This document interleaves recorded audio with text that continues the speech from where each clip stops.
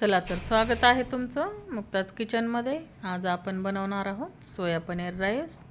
ही recipe एकदम healthy आहे आणि टेस्टीही आहे। तुम्ही नक्की बनवून बघा आणि ज्यांना वेट लॉस करायचं आहे त्यांच्यासाठी ही खूप चांगली रेसिपी आहे। तुम्ही सकाळी नाश्त्यासाठी हे बनवू शकता। त्यासाठी आपल्याला हे तांदूळ 2 तास अगोदर भिजवून घ्यायचे आहेत। नंतर हे आपण पनीर घेतलेलं आहे, सोयाबीन घेतलेलं आहे, काजू बदाम घेतलेले आहेत, बटाटे, टोमॅटो, हिरवी मिरची, वाटाणे घेतलेले भिजवलेले आणि ही इलायची घेतलेली आहे, दालचिनी घेतलेली आहे, कढीपत्ता घेतलेला आहे, लवंगा घेतलेल्या आहेत। याच्यासाठी जे आपल्याला साहित्य लागणार आहे ते सगळं आपण घेतलेलं आहे। अगोदर आता आपण कढईमध्ये पनीर थोडंसं गोल्डन ब्राऊन होईपर्यंत त्याला आपण परतून घेऊ आणि नंतर याला आपण एका प्लेटमध्ये काढून घेणार आहोत। हे काढल्यानंतर आपल्याला याच्यातच सोयाबीनही तेलावर आपल्याला फ्राय करून घ्यायचं आहे आणि फ्राय झाल्यानंतर आपल्याला याच्यामध्ये पाणी टाकायचं आहे आणि फ्राय करताना थोडंसं मीठ टाका, म्हणजे मीठ टाकलं ना तर टेस्ट छान येते आणि हे असे सपक सपक पण लागत नाहीत, त्याच्यामध्ये असं मिठाचं पाणी जे मुरलं जातं। आता हे आपण तेल टाकलेलं आहे, जिरे मोहरीची फोडणी टाकणार आहोत आणि कांदा टाकलेला आहे, इलायची टाकलेली आहे, दालचिनी टाकलेली आहे, लवंगा सगळं टाकून आपण याला तेलावर परतून घेऊ। आता हिरवी मिरची टाकू, बटाटे टाकू आणि याला आपण व्यवस्थित असं तेलावरच परतून घेणार आहोत। कांदाही आपला लाल होईपर्यंत आपल्याला परतायचा आहे। थोडंसं मीठ टाका। आता हे आपण जे मसाले आपण कांदा वगैरे बटाटे ज्यावेळेस आपण फ्राय करतो परतून घेतो त्यावेळेस आपल्याला थोडंसं मीठ घालायचं आहे, चव छान येते। आता हे काजू बदाम आणि कढीपत्ता आपण टाकून घेतलेला आहे, हाही आपल्याला याच्यामध्ये असा तेलावरच परतून घ्यायचा आहे।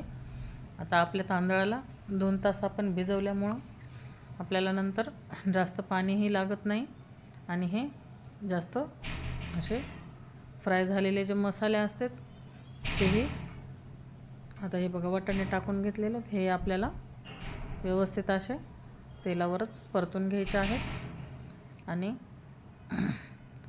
आता हे मसाले आपले मस्त फ्राय झालेले आहेत चांगले। आता हे टोमॅटो हे आपण त्याच्यामध्येच टाकून घ्यायचं आहे आणि त्याला तेलावर चांगलं परतून घ्यायचं आहे। आता हे बघा आपण याच्यात आणखीन मीठ टाकणार आहोत, कारण अगोदर आपण थोडंच मीठ घातलेलं होतं।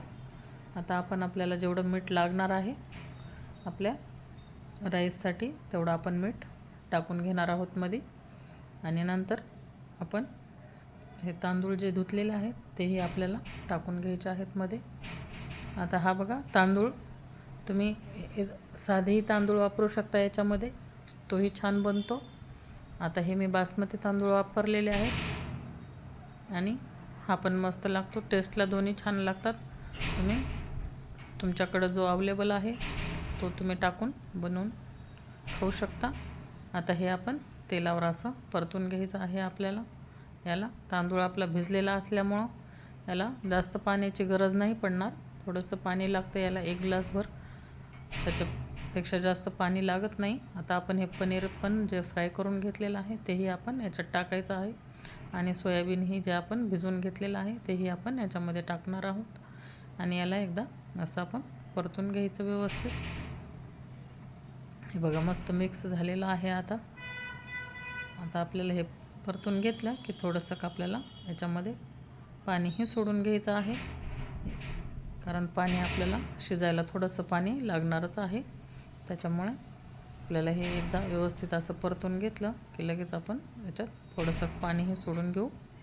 हे बघा मस्त आता हे झालेलं आहे तयार। फक्त हे थोडंसं कचरटपणा राहतो तांदळामध्ये, तो राहू नये म्हणून आपण याच्यामध्ये पाणी हे थोडंसं मी कोमट केलेलं आहे, एकदम थंड पाणी नाही टाकायचं आणि प्लेटने झाकून ठेवायचं। बघा हे झाले तयार। वरून आता आपल्याला कोथिंबीर टाकून घ्यायची आहे। परत एकदा आपण याला परतून घेणार आहोत, व्यवस्थित मिक्स करून घेणार आहोत।